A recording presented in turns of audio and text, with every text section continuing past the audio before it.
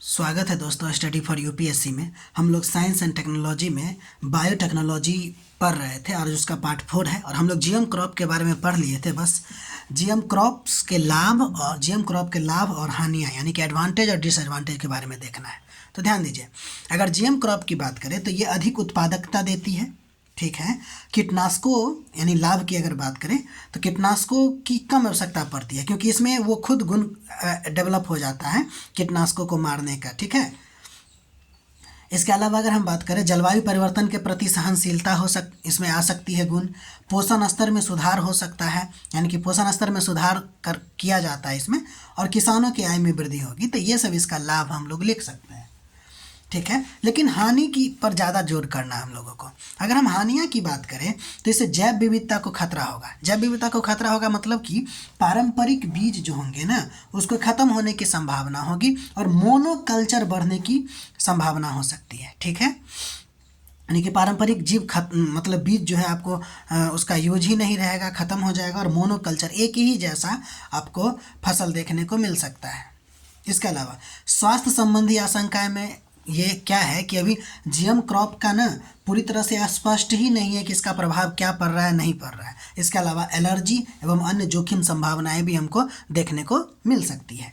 कीट प्रतिरोधकता की अगर बात करें तो जानते हैं कि कीट क्या होगा कि जब इसमें कीट प्रतिरोधकता का गुण आएगा तो धीरे धीरे इसमें कीट तो लगनाते हैं, तो धीरे धीरे क्या होगा कि कीट जो हो जाएगा वो आपको सुपर पेस्ट बन जाएगा और वो बन जाएगा तो फिर क्या होगा कि इसको ख़त्म करने के लिए ज़्यादा शक्तिशाली दवाइयों की ज़रूरत पड़ती है। आप जानते हैं ना सुपर बैग बैक्टीरिया ऐसा बैक्टीरिया होता है जो हम एंटीबायोटिक से जल्दी ख़त्म नहीं होता रहता, उसको और ज़्यादा डोज का एंटीबायोटिक चाहिए, ठीक है ना। तो उसी तरह सुपर की पेस्ट बन जाएगा वो लोग। अगला नंबर देखें तो बहुराष्ट्रीय कंपनियों पर निर्भरता हो जाएगी क्योंकि ये सब जो बीज है ना उसका दोबारा उपयोग नहीं किया जा सकता है, ठीक है। दोबारा उपयोग करा जाना संभव नहीं होता है, इसीलिए नई फसलों के लिए नई बीजों की ज़रूरत होगी जिससे किसानों की जो आत्मनिर्भरता है वो खत्म होगी और बहुराष्ट्रीय कंपनियों पर निर्भरता बढ़ जाएगी, ठीक है। इसके अलावा कुछ एक विवाद तो नैतिक स्तर का भी है और सामाजिक विवाद भी है कि प्रकृति से छेड़छाड़ जो है ना होने का तर्क लोग देते हैं और कहते हैं इसकी सामाजिक स्वीकार्यता नहीं है, ठीक है। तो ये इसका हो जाएगा जीएम क्रॉप के लाभ और हानि। उम्मीद है आप लोग नोट बना रहे होंगे। अब अगला नंबर हम लोग जो पढ़ेंगे वो हाइब्रिड प्लांट या हाइब्रिड सीड के बारे में पढ़ेंगे, यानी कि संकरित पौधे या बीज के बारे में। तो देखिए, हाइब्रिड बीज वह बीज होता है जो दो आनुवांशिक रूप से भिन्न यानी कि जेनेटिकली डिफरेंट शुद्ध किस्में यानी कि प्योर लाइन के नियंत्रित संकरण से प्राप्त होता है, ठीक है। अगर हम सिंपल शब्दों में कहें इसका डेफिनेशन तो दो अलग अलग किस्मों के पौधों को जानबूझकर मिलाया जाता है और फिर जो पौधा बनता है उसको हम लोग क्या कहते हैं, हाइब्रिड सीड कहते हैं, है ना। अब देखिए, आनुवांशिक रूप से भिन्न का क्या मतलब, पौधा अलग अलग क्या नहीं, पौधा सेम बशर्ते उसमें वैरायटी अलग अलग होगा। यानी कि एक वैरायटी ऐसा होगा धान के पौधा का जो ज़्यादा उपज देता होगा और कोई ऐसा होगा जो बीमारी में भी नहीं मरता होगा। तो दोनों को क्रॉस ब्रीडिंग करवाएंगे, यानी मनुष्य करवाता है, जानबूझकर करवाता है। सेल्फ पॉलिनेशन नहीं होता है, क्रॉस पॉलिनेशन होता है, ठीक है ना। यानी कि मनुष्य करवाता है, कंट्रोल्ड क्रॉस पॉलिनेशन होता है इसमें, ठीक है।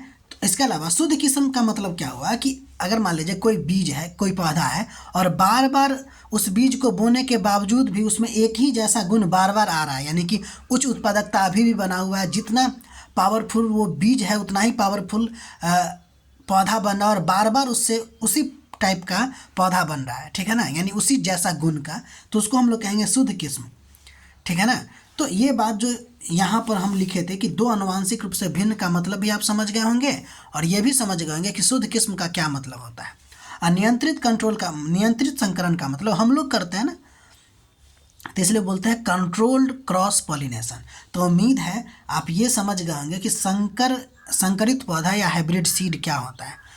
फिर से एग्जाम्पल उदाहरण मतलब कि परिभाषा देख लीजिए कि जब दो या दो से अधिक किस्मों के पौधे को जानबूझकर आपस में मिलाया जाता है तब जो आपको प्लांट बनता है या सीड बनता है उसी को हम लोग क्या बोलते हैं, हाइब्रिड सीड बोलते हैं, ठीक है। हम एक बार ध्यान देंगे, जब हम हाइब्रिडाइजेशन करेंगे ना तो उसमें सेम प्लांट होंगे जो हम आपको बताए ही हैं, लेकिन किस्म अलग अलग होगा। जैसे देखिए, जब भी आप हाइब्रिडाइजेशन कीजिएगा तो धान और धान में करेंगे, पौधा सेम होगा, किस्म अलग होगा। जैसे मान लीजिए एक धान ये होगा जो ज़्यादा उपज वाला होगा, और एक धान ऐसा होगा जो आपको सूखा से मतलब कि सूखा रेसिस्टेंट होगा, यानी कि उसको सूखा का ज़्यादा फर्क नहीं पड़ता होगा उससे। तो इस दोनों को क्रॉस करेंगे तो क्या हो जाएगा, हाइब्रिडाइजेशन होगा। लेकिन मक्का और धान में नहीं होगा। लेकिन जब जीएम क्रॉप होगा तो इसके कुछ गुण को इसमें डाल सकते हैं और इसके कुछ गुण को इसमें डाल सकते हैं, तो वो जीएम क्रॉप है जिसमें जीन के लेवल पर मॉडिफाई करते हैं, और इसमें सेम ये नॉर्मल ब्रीडिंग समझ लीजिए ना, ठीक है। तो इसका मतलब हाइब्रिडाइजेशन क्या है, एक प्रकार की प्रक्रिया होती है जिसमें दो अलग अलग किस्म के पौधे को जानबूझ कर क्या करवाया जाता है, परागण करवाया जाता है, और इसे ही हाइब्रिडाइजेशन कहते हैं। अच्छा ध्यान दीजिए, इस हाइब्रिडाइजेशन की प्रक्रिया से जो उत्पाद हमको मिलता है, जो भी चीज़ हमको मिलता है, वो अपने मूल प्रजाति से बेहतर होता है। इसलिए इसको हाइब्रिड वाइगर है ना, या फिर हेट्रोसिस कहते हैं इसको, हेट्रोसिस कहते हैं इसको, ठीक है। हाइब्रिड वाइगर या नहीं तो हेट्रोसिस इसको कहते हैं। क्यों कहते हैं, क्योंकि अपने मूल प्रजाति से वो ज़्यादा बेहतर होता है, ठीक है। तो ये जो हम हाइब्रिड प्लांट कर रहे हैं उसका फ़ायदा क्या होगा, लाभ क्या है, तो देखिए वही बात है, अधिक उत्पादन होगा, पौधा तेज़ी से बढ़ते हैं और मजबूत भी होता है अपने मूल से, है ना। इसलिए उसमें कौन सा गुण आ जाता है, हेट्रोसिस का गुण आ जाता है। रोग प्रतिरोधकता का गुण उसमें डेवलप हो सकता है। पौधों में समानता होती है। पौधों में समानता का क्या मतलब है कि देखिए, अलग अलग बीज हैं, जब हम बोते हैं तो सबकी उत्पादकता सेम है, ठीक है, सब एक ही प्रकार से बढ़ते हैं, सबका फ्रूट का साइज एक ही होता है, ठीक है ना। तो उसे बोलते हैं पौधा में समानता, सिमिलैरिटी होता है। इसके अलावा सूखा, गर्मी, ठंडा सहने की भी क्षमता आपको इसमें आ जाता है, किसमें, हाइब्रिड प्लांट में। इसके अलावा अगर हम इसके हानि की बात करें तो हानि वही हो जाएगा कि भाई ये तो मानव के द्वारा कंट्रोल्ड है ना, तो इसलिए बीज महंगा होगा, पुनः बोया नहीं जा सकता। इसका एक बहुत बड़ा नुकसान है कि इसका F1 जनरेशन, यानी कि F1 जो है ना, यानी कि जनरेशन फर्स्ट जो है ना, वही ज़्यादा कारगर होता है। F2 जनरेशन में ना इसकी गुण खो जाता है। इसलिए इसको पुनः मतलब जैसे मान लीजिए एक पौधा मतलब कि धान के फसल को बोए, हाइब्रिड था, अगला बार जो उससे बीज प्राप्त हुआ उस बीज से आप फिर से चाहिएगा तो नया फसल आप नहीं बो सकते हैं, क्योंकि उससे उतना गुण का नहीं मिलेगा, या हो सकता है वो होगा ही नहीं, क्योंकि उसमें वो गुण नहीं होता है, यानी कि उसका प्रोडक्टिविटी बहुत कम हो जाएगी। इसके अलावा हाई इनपुट रिक्वायरमेंट भी इसमें होता है, यानी ज़्यादा देखभाल करने की ज़रूरत पड़ती है।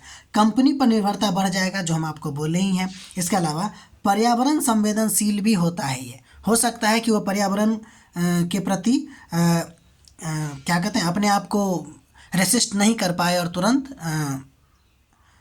ख़त्म हो जाए, ये भी हो सकता है। तो ये पर्यावरण संवेदनशीलता भी इसमें होता है, तो ये आपको हानि है। इसके अलावा एक चीज़ और देखते हैं तो पर्यावरण संवेदनशीलता में कि ये जो होगा ना, जैव विविधता को भी नुकसान पहुंचा सकता है, ये भी हम कह सकते हैं।